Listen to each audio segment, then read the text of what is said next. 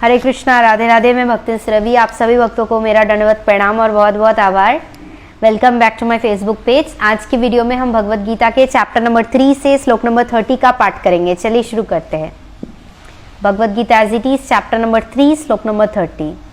मयि सर्वाणि कर्माणि संन्यास्याध्यात्म चेतसा निराशीर्निर्ममो भूत्वा युध्यस्व विगत ज्वरा। तो सबसे पहले कुछ वर्ड्स मैंने लिया है इस श्लोक में से, जिसका मीनिंग हम समझ लेते हैं कि इन वर्ड्स का मीनिंग क्या है, फिर हम देख लेंगे इस श्लोक में क्या कहा गया है। तो पहला वर्ड है आध्यात्म चेतसा। तो इसका मतलब है, पहले तो हम ये जान लेते हैं कि जब हम सेल्फ रियलाइजेशन करते हैं, जानने की कोशिश करते हैं अपने बारे में, तो सबसे पहला क्वेश्चन क्या आता है? हु एम आई? हम कौन हैं? तो हम शरीर नहीं है, हम चिन्मय आत्मा है और हमारा कर्तव्य है परमात्मा का सेवा करना। आध्यात्म चेतसा यानी कि जो पूरी तरीके से कृष्ण भवनामृत में मग्न हो, जिसका चेतना पूरी तरीके से कृष्ण भवनामृत में भरा हुआ हो।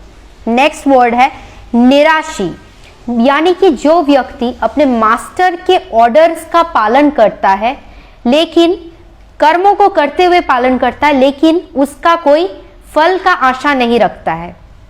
सपोज एक व्यक्ति को उसके मास्टर ने ऑर्डर किया है कि तुम ये कर्म करो या तुम कुछ और करो, लेकिन वो कर्म तो करता है, उसके मास्टर के ऑर्डर का पालन करता है, लेकिन फल का आशा नहीं रखता है।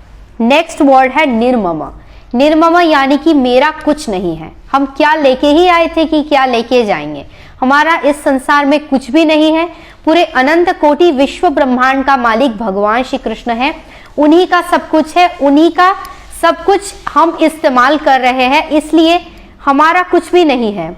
और इसी चीज के लिए इस संसार में अभी लड़ाई झगड़ा, इतना द्वेष क्लेश है।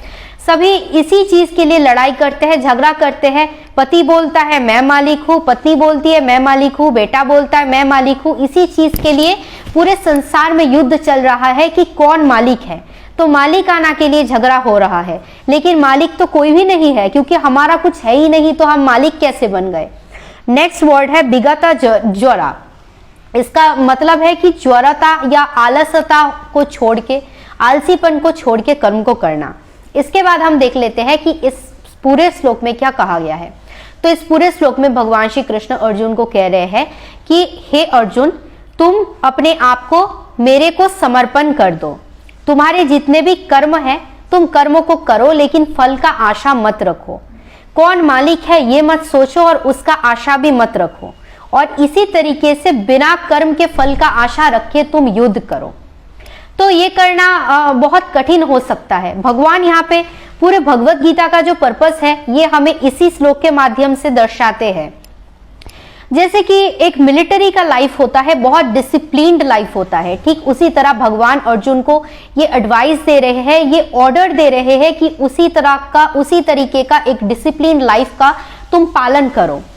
हमारा ये दुर्लभ मनुष्य जन्म हमें मिला है, इसका तुम सदुपयोग करो।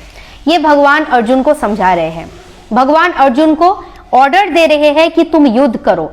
हो सकता है इसका पालन करना बहुत कठिन हो, लेकिन जो जीव अपने आप को स्वतंत्र समझता है, भगवान से स्वतंत्र समझता है, अपने आप को इंडिपेंडेंट समझता है, वैसे स्वतंत्र कोई भी नहीं है, तो जो ऐसा समझता है और भगवान के संतुष्टि विधान के लिए कार्य नहीं करता है, वो कभी भी खुश नहीं रहता है।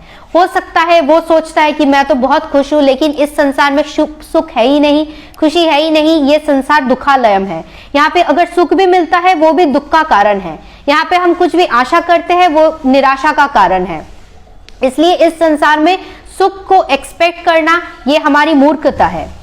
तो भगवान अर्जुन को ये चीज समझाते हैं और ये चीज हमें समझना होगा। इस श्लोक में लास्ट में मैं ये बोल के कंक्लूड करना चाहूंगी कि भगवान जब किसी भक्त को कोई ऑर्डर देते हैं या भगवान की इच्छा है कि अर्जुन युद्ध करे, तो अर्जुन को एक बार भी ये नहीं सोचना है कि मैं युद्ध करूं या ना करूं।